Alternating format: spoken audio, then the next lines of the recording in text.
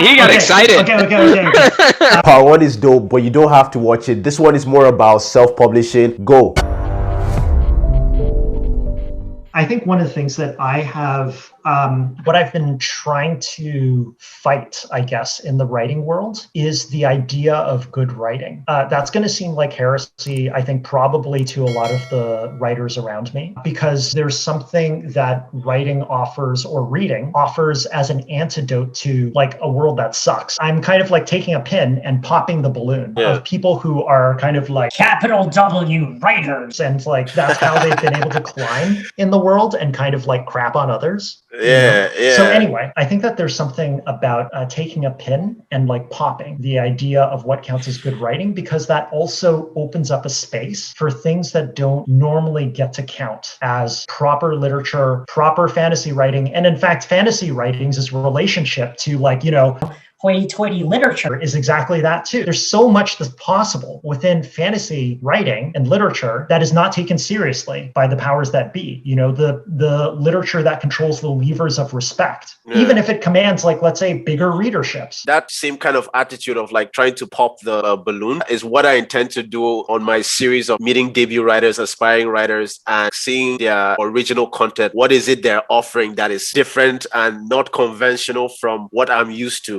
I never want to see myself as the capital W writers, like you described before. Do you see the self-publishing market as the pen? I think it can be. Like in the same way that, for example, once upon a time, film purists were like, digital video is never going to replace old film. I think that self-publishing doesn't get the respect that it should be accorded. And the reason is this. It's because traditional publishing likes to think of itself as the only game in town. Once upon a time, that was an illusion that was much easier to maintain. But given the success of self-published writers, I think that it's much harder to make that argument by the publishing establishment now. And the thing is this. For writers who want to believe that their only job is to write this like beautiful product and then to hand it over to someone else to take responsibility, that's like being, I am the craftsperson who works on the beautiful thing. I will not sully my hands with the market and like all this kind of stuff. Self-publishing is taking into one's own hands, like, who am I doing this for? Because I got to look them in the face, like they're going to be commenting on my stuff. I'm going to be putting this stuff out there. If I don't push my stuff out today, there's no one else that's going to do it. It's that direct connection that I think I've always wanted out of literature. I always wanted to look in the face the people who I thought I was doing this for. I didn't want to be alienated from them. I didn't want them at arm's length and all this kind of stuff. But for some writers, they don't even want to think about their audience. They don't care. If you have everyone doing that, it's going to be destructive to literature. I watched a YouTube video right after Tolkien had published Lord of the Rings. They were just like, oh, this old man, why is he writing about elves? Years later, fantasy is what it is. Those people were just like inside that tiny balloon, and Tolkien just came and popped it and had such a butterfly effect on that kind of level. I think that there will always be a bubble of some kind or another. And like, I don't know if that's sad or depressing or something, whether it's kind of like literary fiction and fantasy fiction, and like one considers itself superior to the other. And the thing is that if we are popping the bubble, are we going to replace the reigning regime with something else that is just a projection of us? Or is there some alternative that's possible that isn't about like, this is better than that? So I feel like the point of popping the bubble is to raise more possibilities. Tolkien busted the bubble and created a safe space of imagination. The Wheel of Time guy, I forget his name. Robert Jordan. Yeah, wow. Forgive me, gods of writing. But like, basically, he came and popped it up again, and then that exploded into something bigger. Expounding on that, I recently just finished a book that was 285,000 words long. The book was technically beautifully written. It was boring as all get out because it had taken inspiration from too many places that I had recently read. And so it was a very much of, I feel like I just already read this. So nothing felt exciting and new until like the last 10%. So that brings up the question, is it better to be original and pop the bubble, or just good? Even the idea of being original came from a certain point in literary history. The idea was not that we needed to be original. What we did, recombined existing things. things. And there wasn't as much of a desire to be original. That really arose with this idea that we weren't, as writers, just reflecting the world in recombining ways, synthesizing things, but that we were shining a light outwards from ourselves that was our creativity. So I think impetus, or the desire, or the feeling that we have to be original wasn't always the case within literature. And if somebody is just bringing together a whole bunch of strands of different influences, such as the writing that you had read, Andrew, and felt dissatisfied with, I think about other cultural producers, like, for example, Quentin Tarantino. They think about how Tarantino kind of like brings together all these things and mashes them together, creates Kill Bill, which references Westerns, references like obscure kind of like martial arts movies and all this kind of stuff. And for some people, that might be a delight. It's like, it's postmodern. It's like, blah, blah, blah. But for other people, it might just be like, well, I understand these references. I know where these are coming from, but it doesn't bring me particular joy. To just see a mashup of stuff. You have to synthesize it somehow.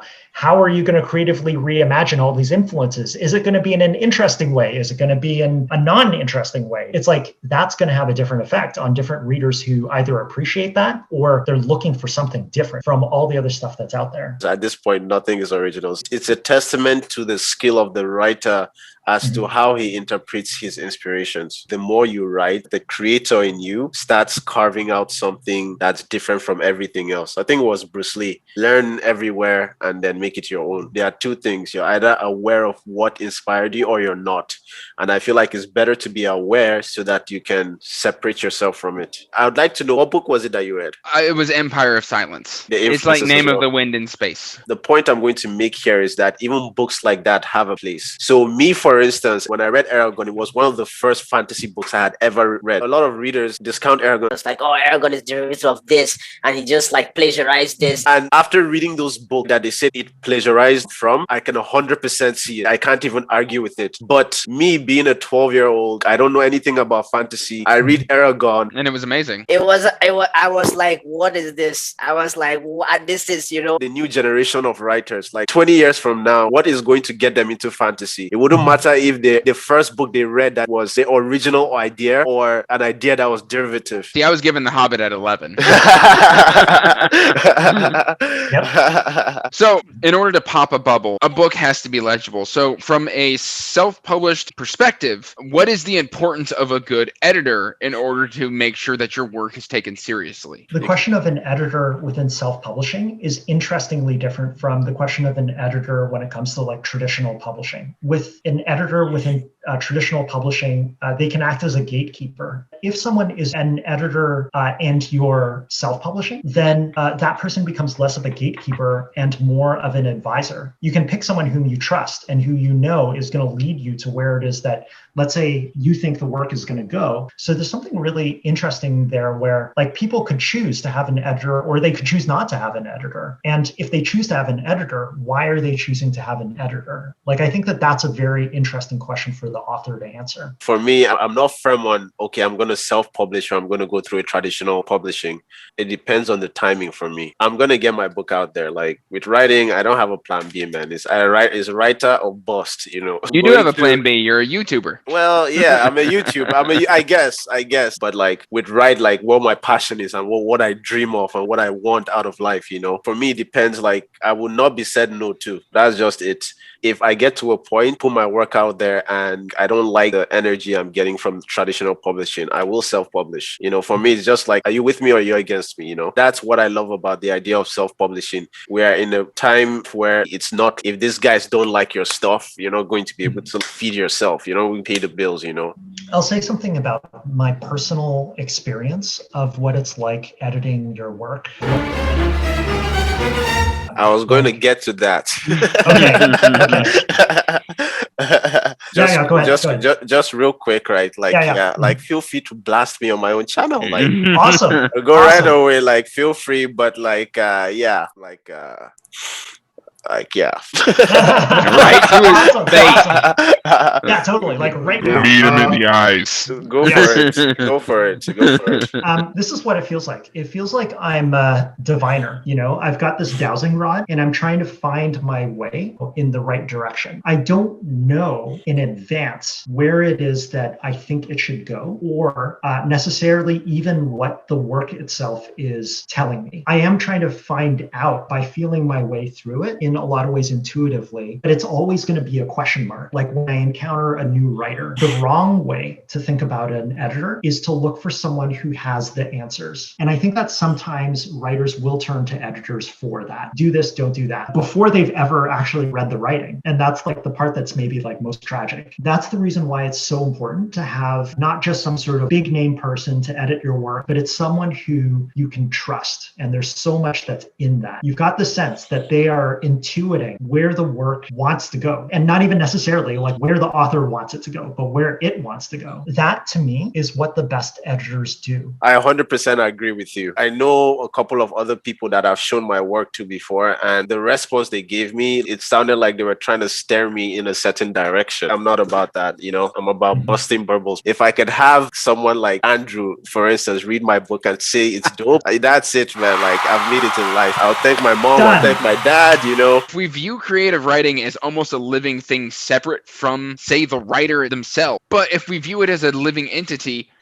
is freeform the way to go, where you just write? When I talk to writers and they're asking me this exact question about outlining, oftentimes it's because they want to do something that involves not wasting time. They can be incredibly anxious and like it gets really deep really quickly. They're worried about whether or not they're wasting their talent, whether they're any good writers, whether they should be doing something else. And those are huge questions that just come out as something as small as like, should I be outlining? And I'm not saying that one thing is right and one thing is wrong. But oftentimes when a writer approaches me with the question of, should I be outlining? It just sits on the top of a very, very deep question, you know, a deep set of questions that they haven't answered yet. I think it can be tremendously fruitful if people throw themselves into it. On the other hand, it's like one of the things that can come out of it is a sense that it's like there is a backbone and that it's a backbone that you can count on. So I think that there's something to diving into one's writing and not knowing where it is that you're going to end up. To touch on that, I personally prefer character-driven stories. When I'm reading character-based stories, I do not know where it's going, and I doubt the writer knew where he was heading. Like, look at The First Law. The First Law is just like,